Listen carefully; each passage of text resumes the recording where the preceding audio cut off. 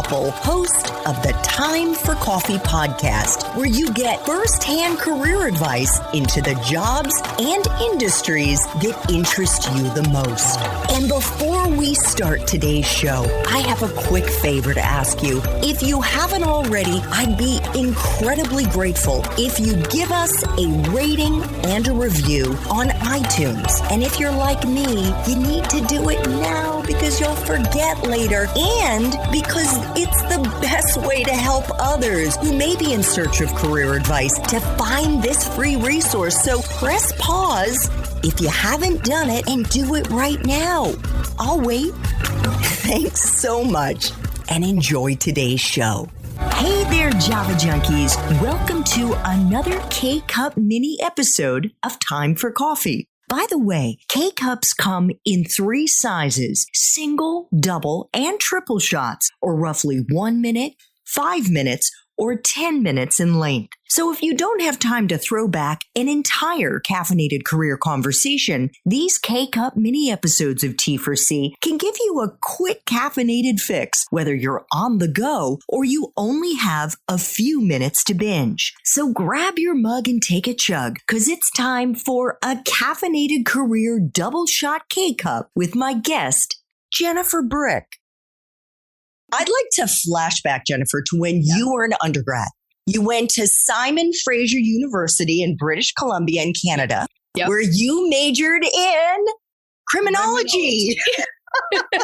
Which is very obvious that I ended up in the tech industry and now as a career success strategist. It's very fluid. Yeah, you can see the path, right? No. Very clear, very linear. There was no hiccups involved. No, so I fell into criminology. Like there wasn't many people in my program that decided, oh yeah, I'm going to be a criminologist. Basically, there was 2 camps in criminology at SFU. There was the camp that were going to go on to become police officers, and then there was the camp that was going to go to law school. And I believed that I was going to become a criminal defense attorney. That was the plan from the time I was 6 years old until I was 23.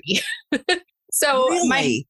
So my criminology degree felt very relevant because especially in upper division, I got to do a lot of legal studies, human rights law, international law. So it was really priming me for that, which was fantastic until I wrote the LSAT, submitted my law school applications and decided I don't want to be a lawyer.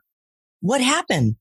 So I actually worked in a law firm for a year and it was a criminal defense attorney. He was a very well-known high stature attorney in Vancouver, Canada. And he was fantastic. Like he was such a phenomenal mentor for me. But the realities of criminal law, like there was that like expectations versus reality, like it kind of felt like a Pinterest post because I really felt like criminal defense was a way to help people in an inequitable system. But what I saw in the system was that that wasn't the best way to kind of navigate that. And I wasn't going to get to accomplish what I wanted to accomplish. I really wanted to help people. That was actually like my goal in criminal defense law.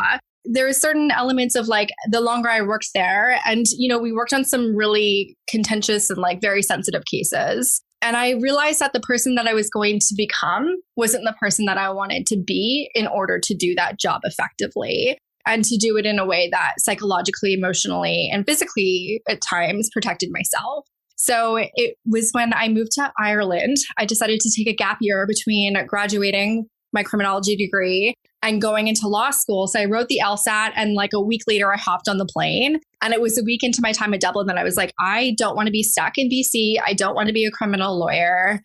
OMG, what am I going to do with my life now? So before we get into what you did with your life, let me ask you about what you were doing in university at Simon Fraser that helped you, in hindsight, actually prepare you for the working world when you started working, when you came back from Ireland. You mentioned working for that criminal defense attorney. I assume that was while you were an undergrad? Yeah, it was while I was in school. Okay. So was that like an internship or a part-time job? It started as an internship and then I took an extra year to complete my degree because I redid 2 classes to boost my GPA. for my law school admission. Everything's about that application. So I ended up volunteering at his firm for that year afterwards. So I had quite a bit of experience there. Yeah. Were there any other extracurriculars or side hustles, clubs that you were involved in, Jennifer, that you think now actually may have helped you? I had a lot of jobs when I was in university. It was really common. I don't know if it was common in my university in whole or if it was just a criminology student thing, but most of us were working part-time jobs, full-time jobs. I had a couple jobs at a time. So anything from making boxes, working at Winners, which is TJ Maxx in America. I worked at Lululemon, which was super fun. I worked in call centers. So I worked in a ton of different jobs, which it wasn't a formal extracurricular, obviously, with the school, but it gave me a lot of experience because it gave me a lot of perspective in different industries and different roles before I actually got to graduation. And without the pressure of, I need to do this for the rest of my life, because every job that I had, I was just doing for right now.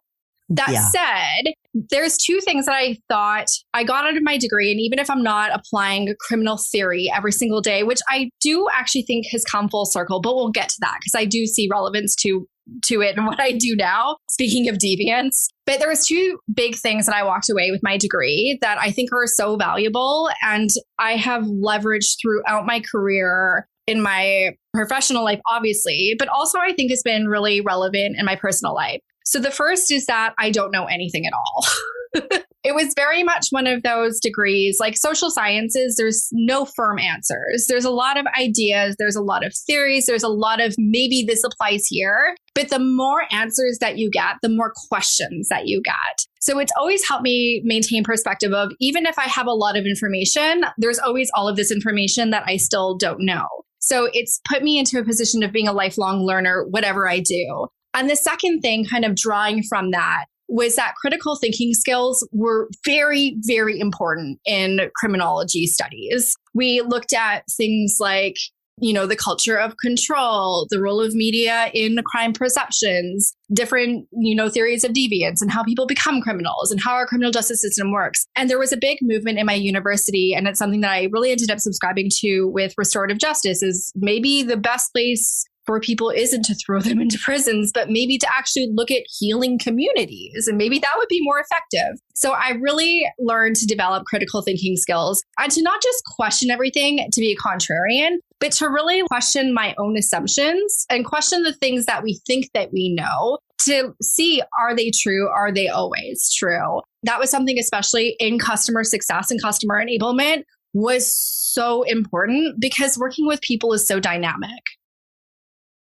Thanks for tuning in to this K-Cup mini episode of Time for Coffee. If you want to listen to our entire caffeinated career conversation, please check out the show notes for this episode.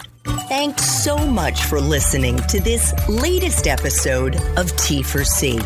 And if you're interested in learning more about my coaching services for confused college students and recent grads, feel free to check out the Time for Coffee website under the coaching tab at time4coffee.org or text me at 202-236-5712. That's 202-236-5712.